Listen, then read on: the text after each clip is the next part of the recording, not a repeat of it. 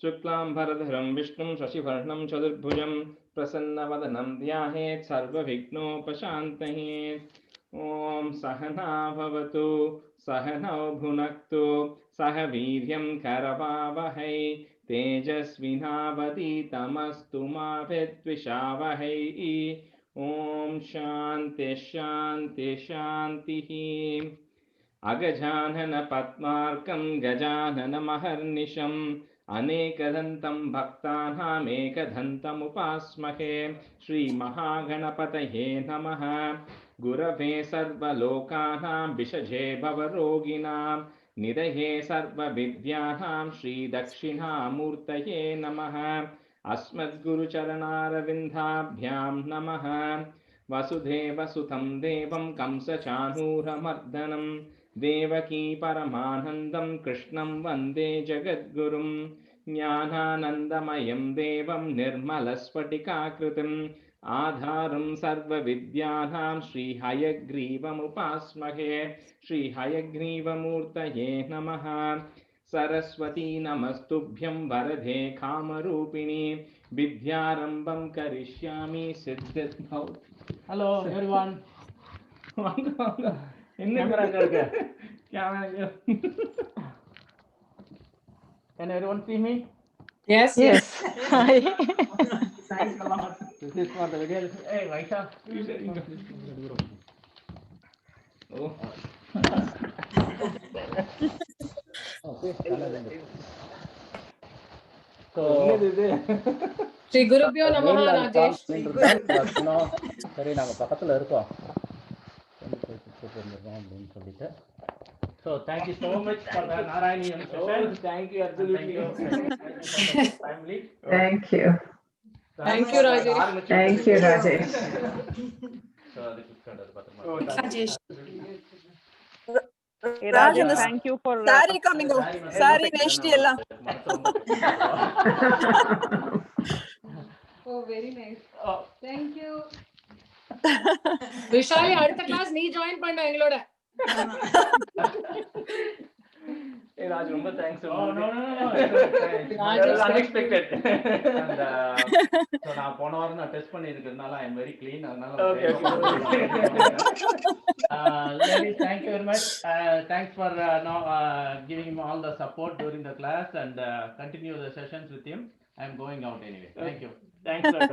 Hey, Rajesh, everybody wanted to do this, Rajesh. என்னது? Online பண்ணலாம், meet பண்ணலாம்னு நினைச்சோம் இல்லையா லாஸ்ட் வீக். அப்பே பண்ணணும்னு எல்லாரும் ஆசைப்பட்டா ரொம்ப. அப்புறம் கேன்சல் ஆயிடுது. அப்புறம் then everybody brought it up. Vijay சாருக்கு பண்ணலாம்னு எல்லாரும் சொன்னா. And we could not So get from here getting that. And the online I wasn't satisfied. Okay. சரி அப்படிப்பட்ட அது வர மாதிரி தெரியல. ஒரு வாரம் தான் வந்து they got delayed. Okay. No worries. No, very much. Okay. ரொம்ப So thanks. continue this. Oh, absolutely. இதுக்கப்புறம் இன்னொரு batch ஆரம்பிச்சாச்சு. 3 மணிக்கு. More Yeah, 3 o'clock the next batch is starting. Thank you so much. Thank you so much, Lalita Rajesh. and Raj, for And taking thank the you, Lalita, initiative. to it's okay. Lalita and Raj. Yeah. Satya, everybody asked for this. Everybody had this idea. Thank you for the கிட்டக்கு initiative. இருந்ததுனால Raj just went. இல்ல We இருந்தாலும் really எடுத்து thought, but you பண்ணி really implemented. நவராத்திரிக்கு Thank you so நடுவுல much. Yeah, I really appreciate it, guys. Thanks a lot, everybody. Rajesh, Thank you. for all Thank the you things for thank you for teaching us. Oh, no, Taking the time ஒரு லைனா explain பண்ணி pop quiz எல்லாம் கொடுத்து. It's my pleasure as well. So. Small token for all your efforts, Rajesh. Oh, Yes, very much. absolutely, Thanks, Lakshmi. Okay. I think we left it at Saraswati, right?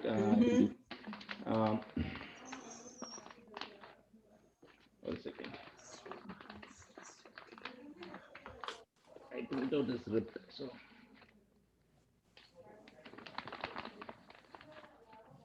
One second, guys, sorry.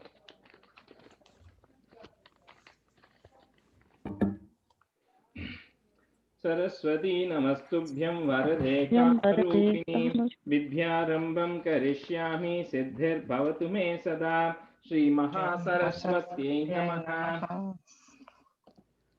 Uma कोमलहस्ताब्ज सम्भावितललाटकं हिरण्यकुण्डलं वन्दे कुमारं पुष्करस्वजं वेट्रिवेल् मुरुगनुक्कु हर हरो हरा लोकवीरं महापूज्यं सर्वरक्षाकरं विभुं पार्वती हृदयानन्दं शास्तारं प्रणमाम्यहं स्वामिये शरणमय्यप्पा वागर्ताविव सम्पृक्तौ वागर्तप्रतिपत्तये जगदपितरौ वन्दे पार्वती परमेश्वरौ श्रीपार्वती परमेश्वराभ्यां नमः कोमलं कूजयन् वेणुं श्यामलोऽयं कुमारकः वेदवेद्यं परं ब्रह्म तस्मै श्रीगुरवे नमः अस्मद्गुरुचरणारविन्दाभ्यां नमः श्रीकृष्ण गोविन्द हरे मुरारे श्रीनाथ नारायण वासुदेव श्रीकृष्ण गोविन्द हरे मुरारे श्रीनाथ नारायण वासुदेव श्रीकृष्ण गोविन्द हरे मुरारे श्रीनाथ नारायण वासुदेव पीताम्बरं करविराजितचक्रशङ्खकौमोदकी सरसिजं करुणासमुद्रं राधासहायम् अतिसुन्दरमन्दहासं वातालयेशम् अनिशं हृदि भावयामि कृष्णो रक्षतु मां चराचरगुरुः कृष्णं नमस्ये सदा कृष्णे नैव सुरक्षितोऽहमसकृत् कृष्णाय दत्तं मनः कृष्णादेव समुद्भवो मम विभो कृष्णस्य दासोऽस्म्यहं कृष्णे भक्तिरचञ्चलास्तु भगवन् हे कृष्ण तुभ्यं नमः श्रीगुरुवायुरप्पा शरणं नम्राणां सन्निधत्ते सततमपि पुरस्तैरनभ्यर्थितानपि अर्थान् कामानजस्रं वितरति परमानन्दसान्द्रां गतिं च इत्थं निःशेषलभ्यो निरवधिकफलः पारिजातो हरे त्वं क्षुद्रं तं शक्रवाटी ध्रुवमभिनशति व्यर्थमर्त्यव्रजोऽयं श्रीगुरुवायुरप्पा शरणं श्रीभट्टपादम् अनिशं हृदि भावयामि वंशीविभूषितकरात् नवनीरधाभात् पीताम्बरात् अरुणबिम्बफलाधरोष्टात् पूर्णेन्दुसुन्दरमुखात् अरविन्दनेत्रात् कृष्णात् परं किमपि तत्त्वमहं न जाने കൈരണ്ടും കൂപ്പി ഞാൻ വീണ്ടുമീറക്കുന്നു നീരജലോചന നിന്നോടായി ഏതിനോ മഞ്ഞനെ കുമ്പിടേണ്ടാത്തൊരു രീതിയിൽ നീ എന്നെ പാലിക്കെന്നായി കൃഷ്ണ ഹരേ ജയ കൃഷ്ണ ഹരേ ജയ കൃഷ്ണ ഹരേ ജയ കൃഷ്ണ ഹരേ. Everybody, first of all, again, thanks a lot once again, Vijayadashmi, as we are starting the new class. So I'm very excited. I think number one, in the first 20, when we took it on, it was just touching the surface, right? Because it was just going through the important chapters. When you start digging into it, the next 30, you start getting into more intricate things, right? We start getting into more details as we get into the next 30 chapters. So very excited for that. So Nikki, let's start with Dasakam 28, right? So we'll finish about 5 minutes early today because in 3 o'clock I'm kicking off the next batch, the Pudu batch, which has started. So super excited. A lot of first one there were like only 5 or 6, and suddenly there are like 13, 14 people now. So suddenly buying the jasti I saw the list, Sangeeta oda idella. I was like, yarume theriyala ivlo per irukara engaloda jasti, right? Yeah, I know, like it just because in Devi Mahatmyathil one lady joined, and then she just told it to all these people in Naperville, right? So a lot of people from Naperville have joined now. So Rajesh, your reputation is spreading. I don't know. It has been this whole week has been so nice, Langa. We've been like chanting twice every morning, and so I'm super excited that in Nikki we are also kicking this off as well. So, all right. So let's start with 28. Nikki, so let's maybe do Jayashree and Satya today. Okay, we'll just to repeat. So Rajesh, just a thing. Now, I couldn't take a printout because I just was coming from something. I'm going to read from the phone. So No, I'll worries, just so note it Jayashree and down. let's yeah, no worries. We'll do Ammu Chechi and Jayashree. Okay. Today. Okay. So start with 28. So the 28 is it's a smaller chapter, right? It's a relatively simpler tune. I don't know if it is same as the other tunes, but we'll see. Shri Krishnaya Parabrahmane Namaha. Garalam Taralhanalam Purastate Jaladherudvijagalakalakutam Amarastu Divadamodanigno Girishastannipapau Bhavat Priyartam. So if you remember what happened in 27, right? So Durvasa gives the necklace to Indra, then his elephant tramples it, he curses it. Then Vishnu then goes, tells the Devas and the Asuras to go and churn the ocean to get the nectar. So Ellarum Pora, they could not get the Mandara mountain. At the Samayatla, then Lord comes in the form of Garuda and then lifts the Mandara mountain, goes and puts it in there. They start churning. When they start churning, the mountain goes under the water. So Appada Kurmavadaram, he comes in the form of a tortoise with a hard shell, lifts that mountain up. Then the Devas and Asuras start churning. They churn it really fast. The mountain then goes up. The Lord keeps his hand, brings it down, and then they keep churning it. And in the last stanza, if you remember it, it said, Udbramyat Bahuti Minakra Chakravale Tatrabdhau Chiramatite Pinirvikare Ekastvam Karayuga Krishta Sarparajaha Samrajan Pavana Puresha Pahiroghat. So eventually the Lord takes over because the poison is coming from the snake's mouth. And what initially comes is all the crocodiles and fish and all the aquatic creatures start coming, right? So that's where it ended with chapter Dasakam 27. So in 28 now, so Purastat, so first and foremost, right, once all of that happens, what comes? Jaladehe Udvijagala, what comes from the ocean is Garalam, it is poison. And it is the Kalakutam, so that is like the extreme poison, right? So when you get, for example, the poison that comes from the mouth of a snake, for example, is mixed with saliva, so it's not as poisonous. But when you actually take the poison out from, the snake itself, not from the mouth, it is the extreme poison, right? So Kalakutam is, it's called a halahala or black mass. It's extreme, it's very poisonous, right? So that poison first comes out. How does it come out? Tharalanalam, like fire, right? Before the poison comes, there's so much heat coming out because of the poison. And so when the poison first comes out, all these Devas and Asuras are all actively waiting as to what is going to come, and they don't know what to do. So immediately what they do is they go to Ashutoshi. Who is Ashutoshi and why, right? So Shiva is called Ashutoshi because he's the simplest to please, right? So that's why it's Ashutoshi. So they go to Lord Shiva and tell, you have to come and somehow help us out. So that's where Shiva goes, consumes the poison, the Parvati holds his neck, it remains in his neck. That's why it's called Neelakantam, right? So that's the story behind that. So here what Bhatripad, all he says is, Amaras Tudi Vadamoda Niknaha. So all of them go praise Lord Shiva, Girishaha, Lord Shiva, and Shiva drinks it. Bhavat Priyartam, to please you, because Shiva sees the Lord is already doing so many things like we discussed in 27. So this is kind of Lord Shiva's contribution is he comes and first consumes the poison. So that's what is the first stanza here. So first line, Garalam Taralanalam Purastat. So in Sanskrit, if you have ij and ja in the next line, you remove that small ij out and make it Purastat, it in the first line. And the second line, remove that kutti ij if it is there. Jalade Rudvijagala Kalakutam. And then Amara. Rajesh, you're recording, right? Yeah. Yeah, okay. Thanks. Yeah. Third line, Amara Stuti Vada Moda Nigno, comma, Girishastan Nipapau Bhavat Priyartam. Girishastan Nipapau Bhavat Priyartam. Okay, so I'll say that whole thing. I think we should be able to chant the whole thing together.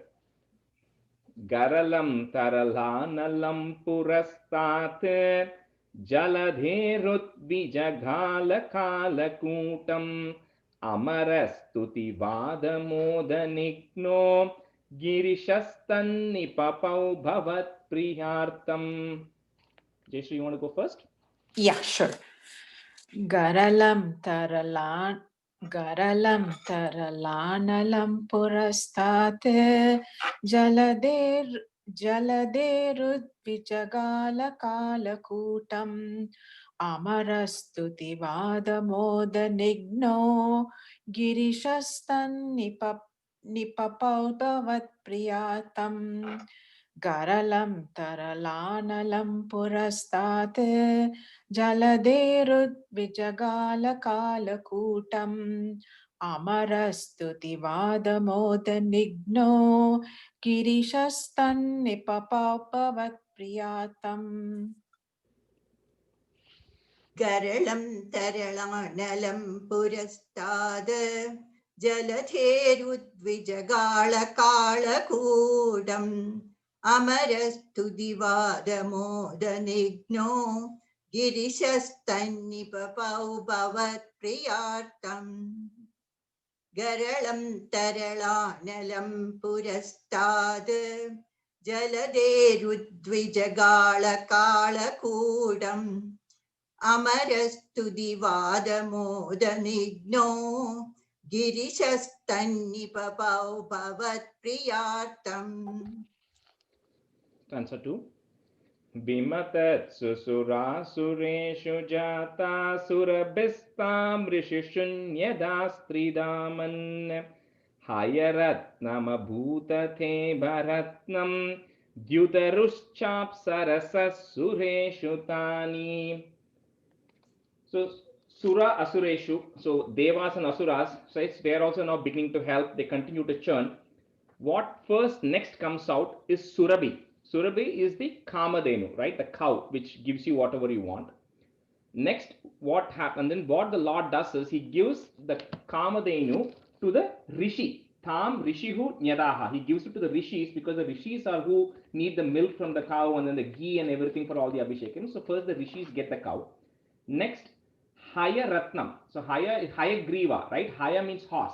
So Haya Ratnam means the jewel among all horses. So it's called as the Uchai Shrava. That's like the best white horse. So the horse comes.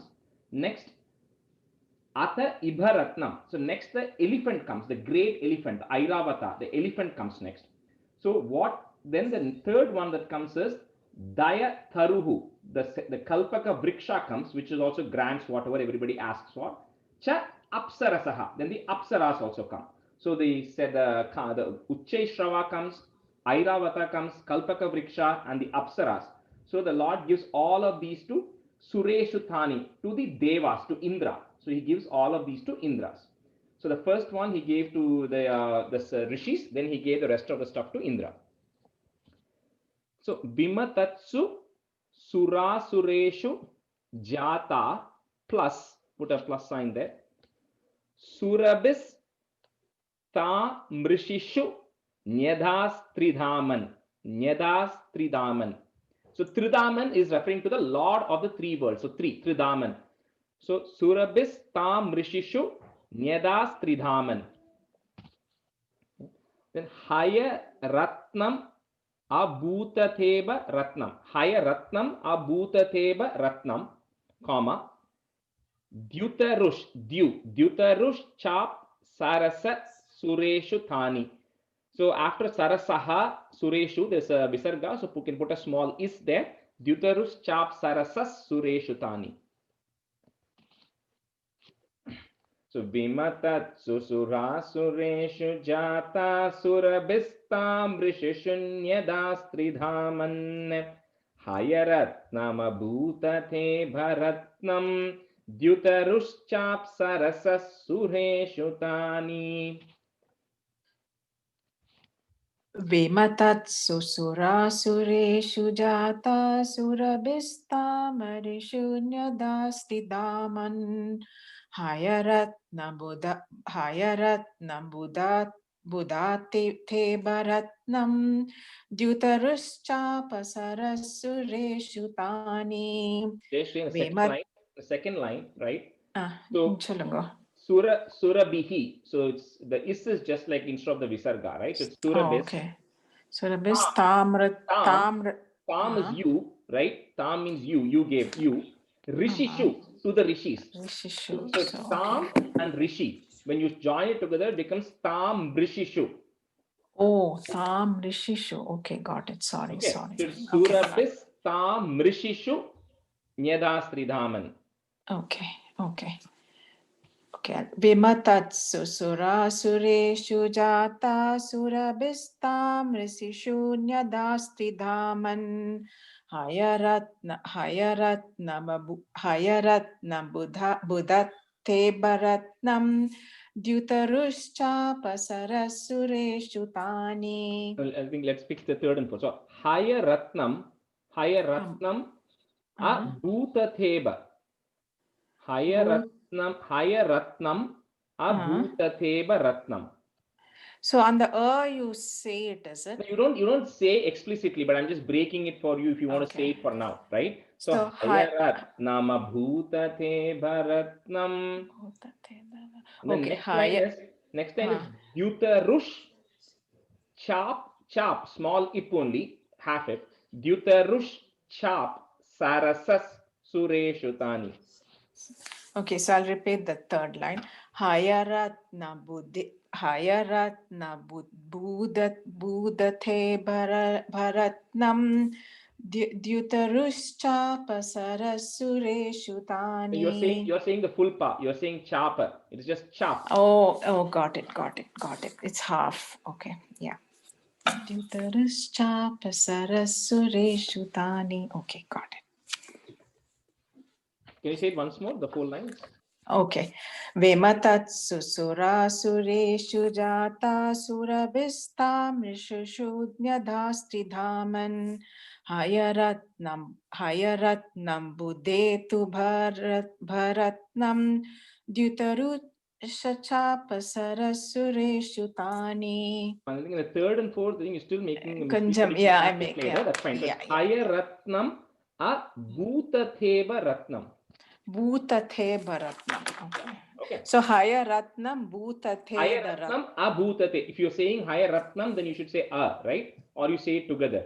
So it's Hayaratnam abhutate baratnam. Okay, got it. Vimadatsu sura sureshu jada surabhistam rishishu nyadastridhaman Hayaratnam abhutadhe bharatnam dyutaruscha apsarasas sureshu tani. Vimadatsu sura sureshu jata surabhistam rishishu nyadastridhaman Hayaratnam abhutadhe bharatnam dyutaruscha apsarasas sureshu tani. Correct. Third stanza. Jagadisha bhavat paratadhani kamaniya kamala babhuva devi amalam avalokyayam vilolaha sakalopes prihayam babhuva lokaha. So this is the main, like in the Dasagatra main stanza, right? So Jagadisha, O Lord of the world, right? Then Kamaniya, so somebody who is very good looking, who is very enchanting. Kamala Babhuva Devi, so Lakshmi Devi emerges from the ocean now, right? And then Bhavat Para, so this Lakshmi Devi who is devoted to you, the one who is devoted to you, Babhuva Devi emerges from the ocean. Amalam Avalokyayam, so Malam is stained, right? Tainted, impure. Malam is impure. Amalam is not impure, so it is pure, right? So Amalam Avalokyayam, so looking at her pure form, untainted form, right? Sakala api vilolaha, everybody who was looking at her was really amazed and fascinated by her pure form. Sprihayam babhuva lokaha, and the whole world was now happy and excited to see Lakshmi Devi come out of the ocean. So this is kind of the coming, this is where Lakshmi Devi is now born, right? Or avataram of Lakshmi Devi. So Jagadisha Bhavat Para Tadani, comma, Kamaniya Kamala Babhuva Devi Amalam avalokya yam vilolaha, comma, sakalopi sprihayam babuva lokaha. Okay.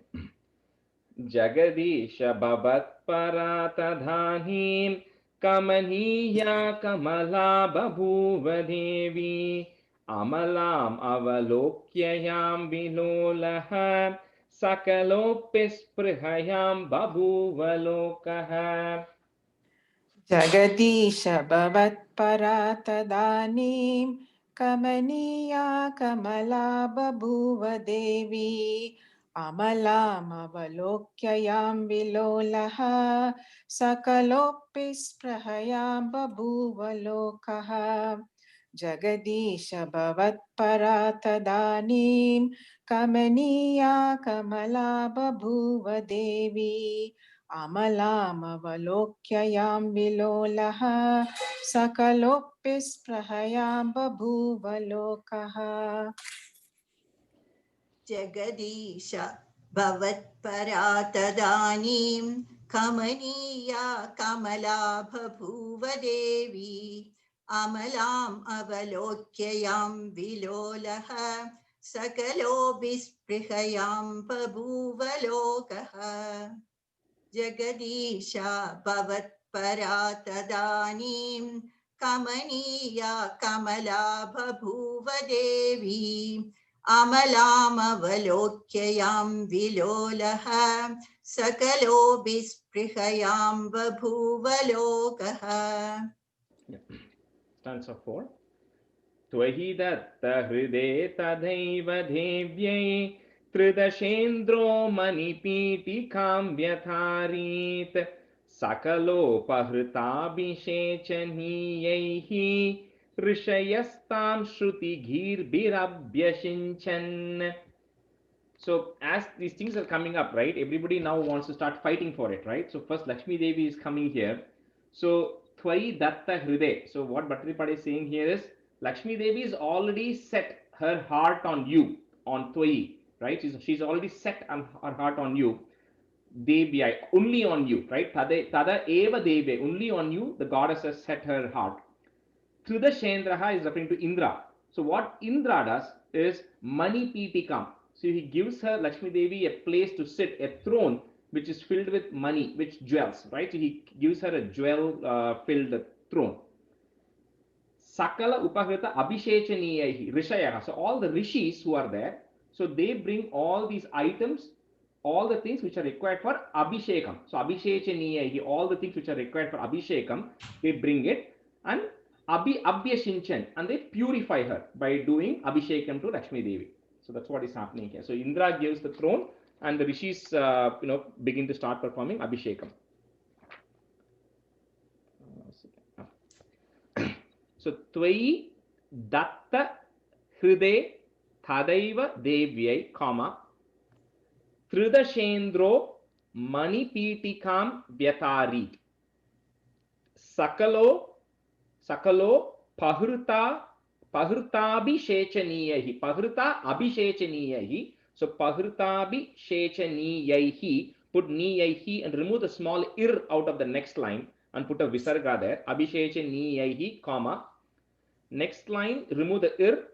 Rishayastam Shruti Girbir Abhyashinchan. Shruti Girbir Abhyashinchan. Tvahi datta hridhe tadhaiva devyai tridashendro manipitikam vyatarit sakalopahrtabhishechaniyaihi rishayastam shrutighirbir abhyashinchan. Tvai datta hridai tadaiva devye tridashendro manipitikam vyatarit sakalo pahrtabhishechaniyai sakalo prahrta. Okay. Pahrta. It is the extra a there. Yeah. Okay. Sakal Tvai datta hridai tadaiva devye tridashendro manipitikam vyatarit सकलोपहृताभिषेचनीयैः ऋषयस्तां श्रुतिभिरभ्यश्चिन्दन् अभ्यचिञ्चन् Chinchan. चिञ्चन्. Jayashree, and that's first line, Datta Hriday, not Hriday. Datta Oh, Hriday. Hriday. Okay, Yeah. sorry. Yeah. Tvai datta hriday. Correct, ah? Hriday. Yeah. Tvai datta hriday tadaiva devye tridashendro manipiti kamvyatarit sakalo prahitabish. I'm a little confused with this word. Sakalo prahitabish. So Sakalo. just remember, Pahruta is one word. Pahruta is one word. Okay. Abhishekam is another word. Correct. But So how when do you you join it, becomes Pahruta Abhisheka. Prahita Abhishek, but Abhisheka illiye, Abhishecha. So just remember that word Abhishecha. Abhishecha. Okay. So Sakalo Prahita Abhishechaniyaihi Rishayastam Shruti Gerbir Abhyas. I lost it. That's fine. Yeah, okay. Sakalo Pahritabhishechaniyaihi Rishayastam Shrutigirvirabhyaschincan. Correct. And the Abhisheka, the things which are required for Abhishekam, Abhishechaniyahi. So it is related to the Abhishekam only. But it is not Abhishek. Yeah, it's not Abhishekam in this word. It is things which are required for the Abhishekam. So Abhishechaniyahi. Shechaniyai Tvai datta hrite tataiva devyai Tridashendro manipidikam. Oh, sorry. Janaki was not on mute. Amuchechi. Tvayi datta hride tadaiva devyai Tridashendro manipidikam vyatarit Sakalopahृदा Abhishechaniyaihi Rishayastam Shrutigirvirabhyashinjan Tvayi datta hride tadaiva devyai Tridashendro manipidikam vyatarit Sakalopahृदा Abhishechaniyaihi Rishayastam Shrutigirvirabhyashinjan. That's right. Next stanza 5. Abhisheka jalanupadi muktatvarabhangairabhabhushitangavallim manikundala pita chelahara pramukaistamamaradayonvabhushan. So remember, they had the Abhishechaniyahi, things required for the Abhishekam in the previous line. So in this line, Abhisheka jalanupadi. So now with the Abhishekam holy waters, they actually perform the Abhishekam. And Vallim here is referring to like a creeper, right? Like a slender creeper. So in the poetic verses, they describe women like a creeper, Mari. So here Bhattacharya is saying, the creeper-like body was now, they did Abhishekam on Mahalakshmi. But what the gods this, so Tam Amara Ade Anvabhushan, all the gods who were there, or all the devas who were there, what they were doing was they were actually adorning her, they were looking at her, but the Mahalakshmi was looking at the god, looking at Vishnu here. And then they also gave her Mani, Kundala, Pita, Chela, Hara, Pramukaihi. So Mani Kundalam is like earrings which are studded with gems, Mani Kundala. Pita Chela is like a yellow color, Pitambaram, right? So yellow color robe. And then Hara Pramukaihi. So gave her necklaces and everything. So they did Abhishekam and did Alankaram as well. Abhisheka jalanupadi mukta. You are not on mute. Okay. You are not on mute, Janaki. I muted you. So first line, Abhisheka jalanupati mugda. Put a plus there. Twada pangairava Bhushi Thanga Vallim. So Abhisheka Jalanu Pati Mugda plus Twadapangairava Bhushi Thanga Vallim. Okay, Bhushi Thanga Vallim. Bhushita Anga Vallim. 3 words, right? Angam is body, Bhushita is adorned it, Vallim is creeper. So Bhushitanga Vallim. Next line, Mani Kundala Pita Chela Hara, plus, put a plus there. Pramukhais Tham Amarada Yonva Bhushan. Pramukhais Tham Amarada Yonva Bhushan. Abhishek Jalanupati Muktatwadaphangairava Bhushitangavalim Manikundala Pita Chelahara Pramukhaistam Amarada Yonva Bhushan. Abhisheka Jalanupati Mugda Tvadapangairava Bhushitangavalim Manikundala Pita Chelahara Pramukhaistam Amaradayon Babushan. Abhisheka Jalanupati Mugda Tvadapangairava Bhushitangavalim Manikundala Pita Chelahara Pramukhaistam Amaradayon Babushan. Abhisheka Jalanupadi Mugdattvadapangairava Bhushitangavalim Manikundala Pita Chelahara Pramukhaistam Amaradayon Bhushan. Abhisheka Jalanupadi Mugdattvadapangairava Bhushitangavalim Manikundala Pita Chelahara Pramukhaistam Amaradayon Bhushan.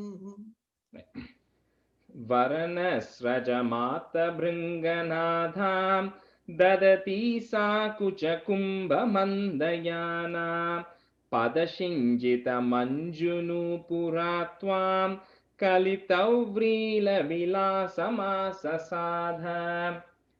So Lakshmi Devi Dadati, what she was holding in her hand was Varanasrajam, was a garland, was a wedding garland, right? So Swayamvaram is going to take place, so she's having a wedding garland. Atha Bringanadam, so the flowers were, it was like real original fresh flowers, all the bees were humming around the flowers. Kucha Kumbha Mandayana, so she was like walking very slowly, right? She was having like a, or a gracious way, she was walking slowly. Pada Shinjita Manju Nupuram. Nupuram is like, like the anklets, right? So the kolusu. So the beautiful anklets, as she was walking it, those anklets were making sound. And where was she walking? Asasada. She was approaching Twam. She was approaching the Lord. Kalita Vrila Vilasam. So Vilasam is referring to shyness. So she was walking slowly because she's a bride. She was walking very shy towards the Lord. So Varana Srajam Atta Bringanadam, comma, one full line. Varana Srajam Atta Bringanadam, comma. Dadati Sa Kucha Kumbha Mandayana. Pada Shinjita Manju Nupuratvam. So those are the various words there. Pada Shinjita Manju Nupuratvam, comma. Kalita Vrila Vilasam Asasada. Varanas Rajamata Bringanadham Dadati Sakucha Kumbha Mandayana Padashinjita Manjunu Puratvam Kalitavrila Vilasamasasada. Varanas Rajamata Bringanadam Dadati Sakucha Kumbha Mandayana Padashinjita Manjunu Puratvam Kalita Vrila Vilasamasasada. Varanas Rajamata Bringanadam Dadati Sakucha Kumbha Mandayana Padashinjita Manjunu Puratvam Kalita Vrila Vilasamasasada. वर्णस्रजमात्तभृङ्गनादां ददति सा कुजकुम्भमन्दयाना पदशिञ्जितमञ्जुनूपुरा त्वां कलितव्रीलविलासमाससादा वर्णस्रजमात्तभृङ्गनादां ददति सा कुजकुम्भमन्दयाना पदशिञ्जितमञ्जुनूपुरा त्वां कलितव्रीलविलासमाससादा. Stanza 7. Girishat bruhinadi sarvadevan gunabhajopya vimukta doshaleshan avamrishya sadaiva sarvaramye nihitatvayanayapi divyamala. So she's walking with the garland, right? But there are a lot of other people who are present there. Girisha, Lord Shiva, Druhina, Brahma, Adi Sarvadevan, and all the other gods are also present there. So what Bhattacharya is saying is Guna Bhajaha Api. All of them have very good virtues, right? They're all gods. They all have very good virtues. But what happens is Avimukta Dosha Leshan. They all have some small fault. They have some small imperfections, right? If a Shivarna, people say, oh, Lord Shiva gets angry very fast, right? And all that. So everybody has little bit of imperfections. But Guna Bhajaha Api. But you are the only one who is endowed with all the virtues, right? So you are the one who has no blemishes, right? You're kind of pure. So Sarva Rammi. So you are pure in every way. So Anaya Api. So Divya Mala. So the divine garland which Lakshmi Devi is having in her hand. Nihita Tvai, she goes and puts it on the Lord's neck.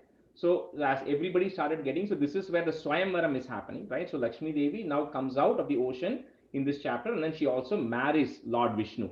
Because remember, while Vishnu is also the Kurma Avataram who's holding the mountain there, Vishnu was also the person who is churning, right? Because Vishnu is also Vishnu is looking at himself being Kurma Avataram to some extent, right? Vishnu is present there. So Lakshmi Devi now comes and puts the garland on Vishnu's neck.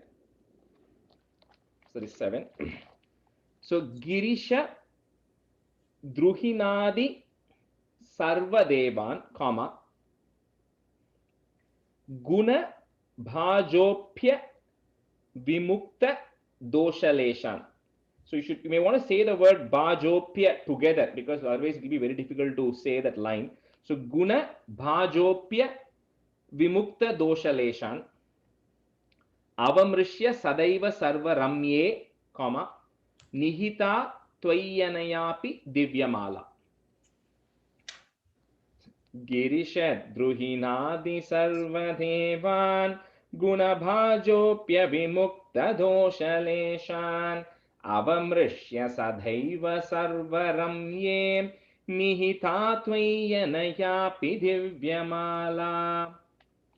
Girisha Druhinadi Sarvadevan Gunabhajopya Vimukta Doshaleshan Avamrishya Sadaiva Sarvaramye Nihitatvainayapi Divyamala.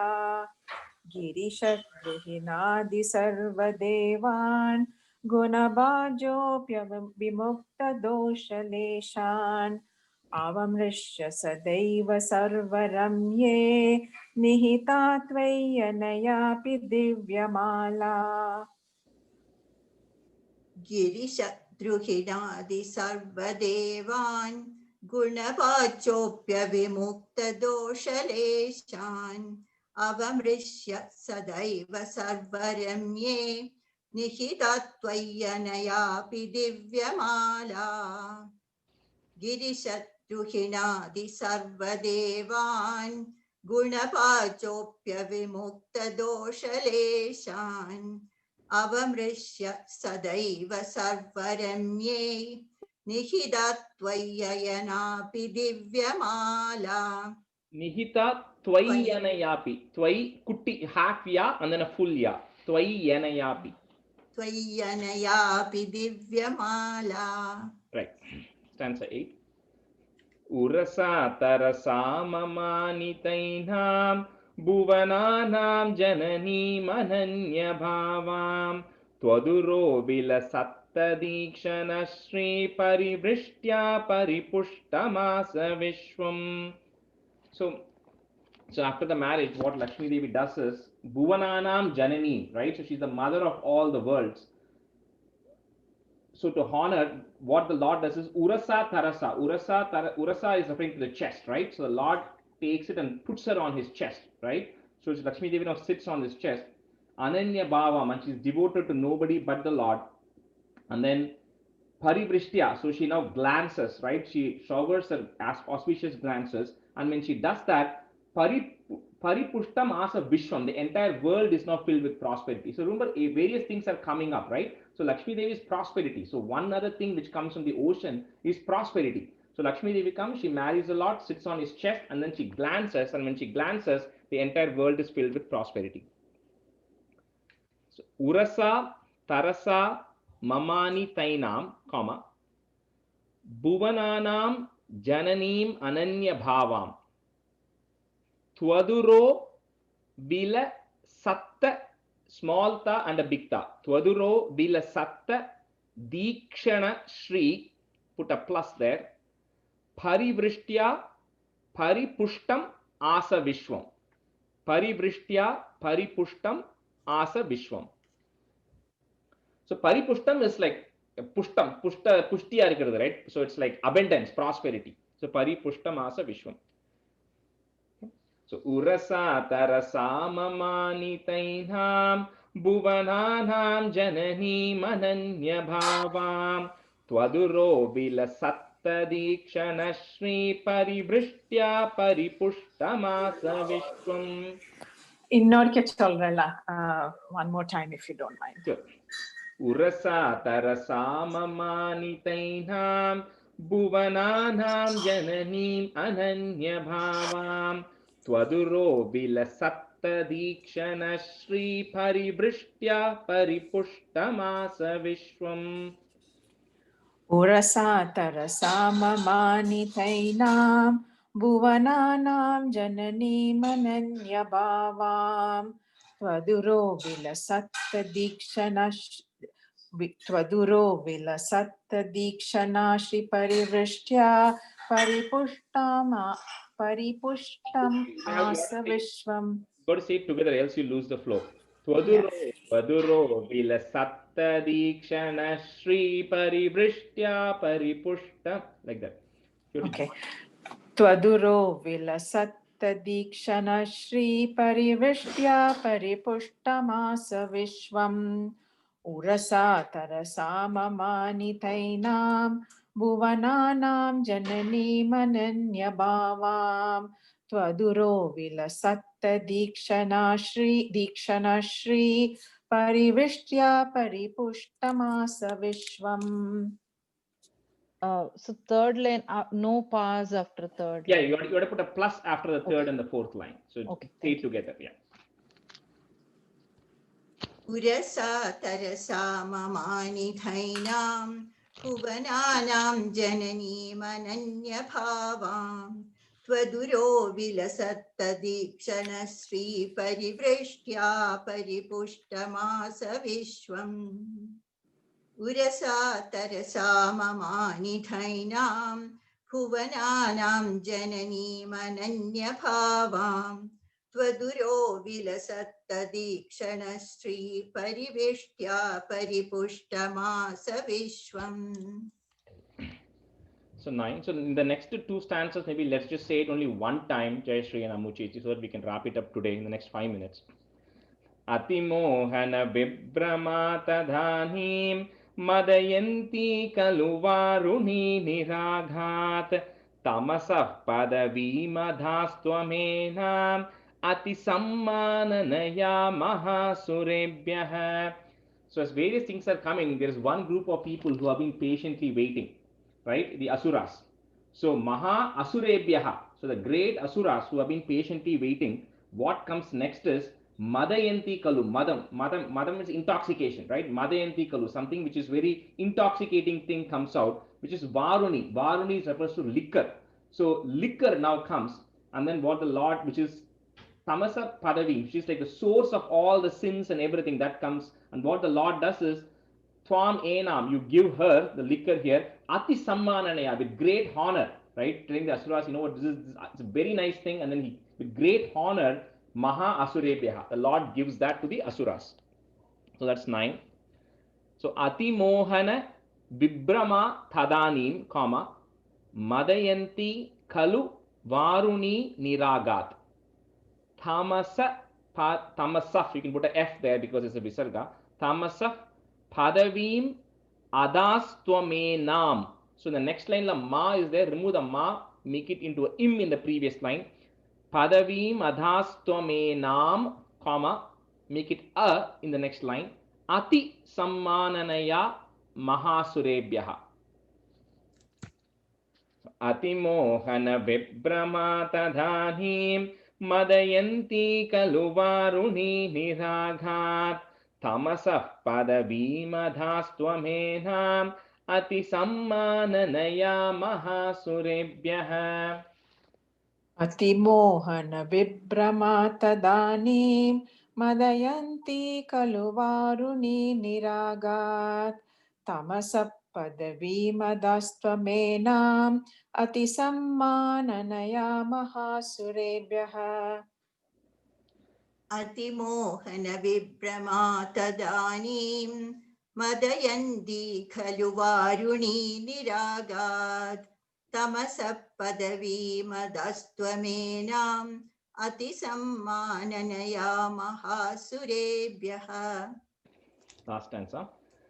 Taruna ambuda sundarastadhatvam nanu dhanvantari rudditom burashe amrutam kalashe vahan karabhyam akilartim haramarutalayesha.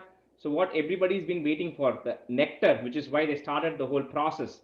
So Twam, you came out as Dhanvantari from the ocean holding this pot of nectar, right? And then says Amrutam Kalashe Vahan Karabhyam, in your hands you're holding this pot of nectar. Akilartim Hara Marutalayesha, O Lord of Guruvayur, eradicate all of my sins and all of my ailments. So with that, Bhattacharya part ends this. The next chapter is where the nectar now comes out and now people start fighting who are going to get the nectar. The Mohini Avataram is all happening in the next chapter. So Tarunambuda Sundaras Thadatvam, comma, Nanu Dhanvantari Rudditom Burashehe. Ruttito Amburashehe. Amburashe is from the ocean. Ruttitom Burashehe. Amrutam Kalashe Vahan Karabhyam. So make it an im there and comma. Next line, make the ma into a a. So Akilarthim Hara Marutalayesha.